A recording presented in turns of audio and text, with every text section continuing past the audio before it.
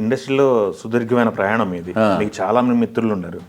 వాళ్ళ దగ్గర డిస్కషన్ అయిందా, నేను డైరెక్షన్ చేస్తున్నాను, కూతుర్ని ఇంటర్వ్యూ చేస్తానని? వాళ్ళ సజెషన్స్ ఏమి లేదా? ఎందుకు మనకి ఇండస్ట్రీకి మా అమ్మాయిని ఇంట్రొడ్యూస్ చేయడం ఎందుకని, లేకపోతే డబ్బులు పెట్టడం ఎందుకు, ఇండస్ట్రీలో ఇప్పుడు సంపాదించుకున్నది పెట్టేయడం ఇట్లాంటివి ఏమైనా వచ్చినాయా? చాలా వచ్చినాయండి అవి. సజెషన్స్ ఏమైనా ఇచ్చారా? చాలా వచ్చినాయి. అద్భుతం కదా. ఎవరు డైరెక్షన్? రాఘవేంద్ర గారు ఫస్ట్ చూసి సాంగ్ చూశారు, లవ్ సాంగ్. ఎవడరా ఇది తీసింది, బాగా తీసాడు అన్నాడు. నేనేనండి అన్న, నీలో ఈ టాలెంట్ కూడా ఉందా? బాగుంది, బట్ మనం ప్రొడ్యూసర్లను కూడా సేవ్ చేయాలి. అవన్నీ సేఫ్ అయినండి, దే ఆర్ వెరీ హ్యాపీ అని చెప్పడం జరిగింది. ఏదన్నా నీ క్యారెక్టర్స్ నువ్వు చేసుకుంటూ బ్యాలెన్స్ చేసి మంచి సబ్జెక్టు, దాంట్లో కూడా మనం సినిమాలో ఇప్పటివరకు మనం చేయనటువంటి ఒక గొప్ప వేషం ఒకటి పెట్టుకో సినిమాలో.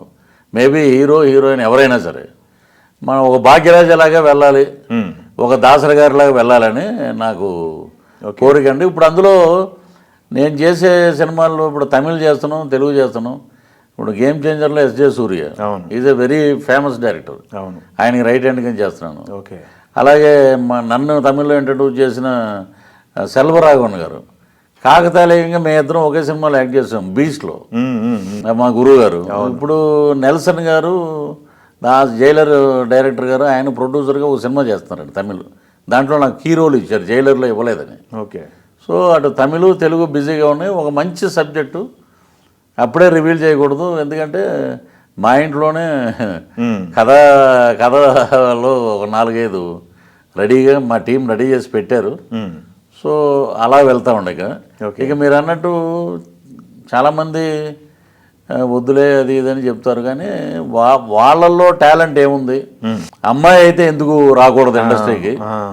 ఆ రోజులు పోయినాయండి. వైట్ అండ్ వైట్ చెప్పులు, ఏం చేస్తుంటావు అమ్మా నువ్వు, ఏ ఊరి మీది? అప్పట్లో మేము వచ్చినప్పుడు కో డైరెక్టర్స్ అందరూ అలా ఉండేవారు. ఎవరు ఉంటున్నారు ఇంట్లో, మీరు ఒక్కళ్ళైనా లేకపోతే ఎవరైనా ఉంటున్నారని ఇలాంటి. ఇప్పుడు లేదండి, మొత్తం ఈ 10 years నుంచి అంతా ఎడ్యుకేటర్స్, బీటెక్ ఎంటెక్ చదివిన వాళ్ళు పిల్లలు, వాళ్ళు హ్యూమన్ వాల్యూస్, ఒక సంస్కృతిని కాపాడే జనరేషన్ వచ్చింది. So we are very happy. Okay. So ఇంకా ఏంటంటే ఎక్కువ తెలిసినా కూడా చాలా ప్రాబ్లం ఉంది సార్ ఇండస్ట్రీలో. నేను ఒక హీరో దగ్గరికి వెళ్ళి అడిగాను, ఆయన పేరు చెప్పండి. నేను ఏంటంటే మన ఎగ్జైట్మెంట్ మనకు ఉంటుంది.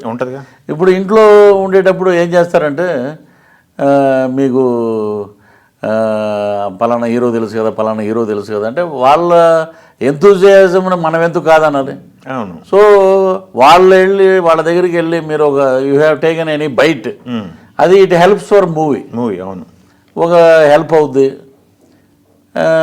వెళ్ళి అడిగితే ఏంటి 30 సీన్లు చేసావు, సాంగ్లు ఎవడో చేస్తాడు, ఫైట్లు ఎవడో చేస్తాడు, ఎక్కడైనా జరిగేది అది.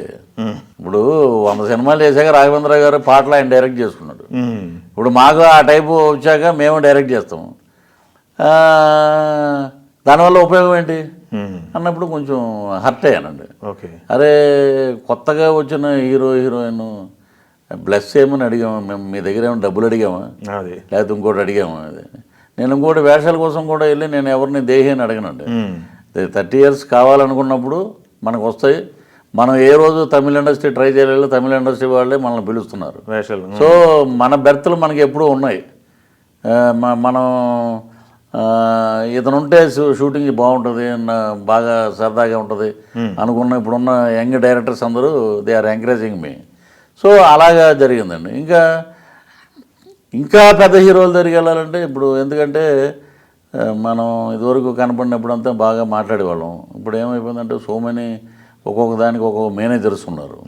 దేవుడు వరం ఇచ్చిన పూజారు వరం వేయడం అన్నట్టు. ఆఖరికి నేను ఇటీవల మీ చేతులు ఎత్తి దండం పెడుతున్నానండి, ఒకసారి ఒక అవకాశం అండి, అయ్యో పిల్లలకి ఆశీర్వాదంలా ఉంటుంది, బట్ వాళ్ళకి ఏదో ఇవ్వకూడదని ఏదైనా ఉందేమో థాటు. ఓకే.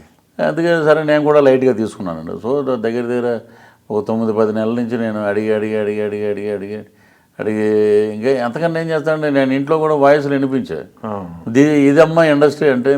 మీరు ఏమనుకుంటారంటే Prithviraj can bring interview with Mahesh Babu, Chiranjeevi garu, ఇంకొకళ్ళు అక్కడి నుంచి తెచ్చేస్తారు, మనం ఇదవుతామని వాళ్ళకు ఉంటుంది ఒక కోరిక.